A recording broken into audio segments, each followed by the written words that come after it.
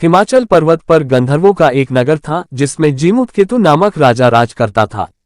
उसके एक लड़का था जिसका नाम जीमूतवाहन था। बाप बेटे दोनों भले थे, धर्म कर्म में लगे रहते थे।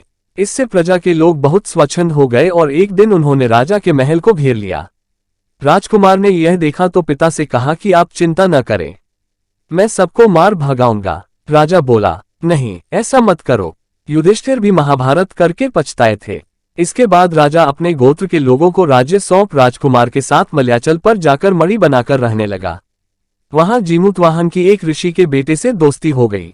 एक दिन दोनों पर्वत पर भवानी के मंदिर में गए तो दैवयोग से उन्हें मलयकेतु राजा की पुत्री मिली।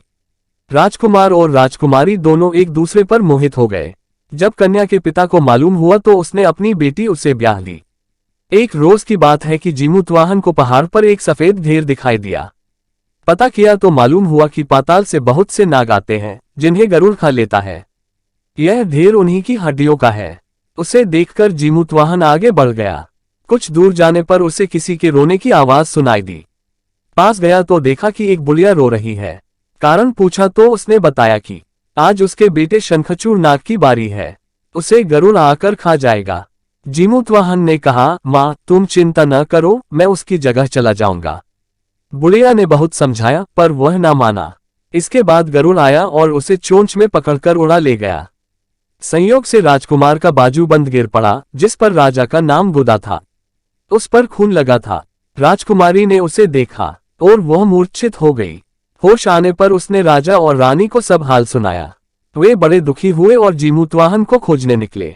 तभी उन्हें शंखचूड़ मिला। उसने गरुड़ को पुकार कर कहा, हे गरुड़, तू इसे छोड़ दे, बारी तो मेरी थी। गरुड़ ने राजकुमार से पूछा, तू अपनी जान क्यों दे रहा है? उसने कहा, उत्तम पुरुष को हमेशा दूसरों की मदद करनी चाहिए। यह सुनकर गरुड़ बहुत खुश हुआ। उसने राजकुमार से वर मांगने को कहा। जीमूतवाहन ने अनुरोध किया कि सब सांपों को जीवन दो। गरुड़ ने ऐसा ही किया। फिर उसने कहा, तुझे अपना राज्य भी मिल जाएगा। इसके बाद वे लोग अपने नगर को लौट आए। लोगों ने राजा को फिर गद्दी पर बिठा दिया। इतना कहकर बेताल बोला, हे राजन, यह बताओ इसमें सबसे बड़ा काम किसने किया?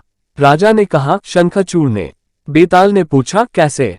राजा बोला, जीमूतवाहन जाति का क्षत्रिय था, प्राण देने का उसे अभ्यास था, लेकिन बड़ा काम तो शंखचूड़ ने किया, जो अभ्यास न होते हुए भी जीमूतवाहन को बचाने के लिए अपनी जान देने को तैयार हो गया। इतना सुनकर बेताल फिर पेड़ पर जा लटका। राजा उसे लाया तो उसने फिर एक कहानी सुनाई।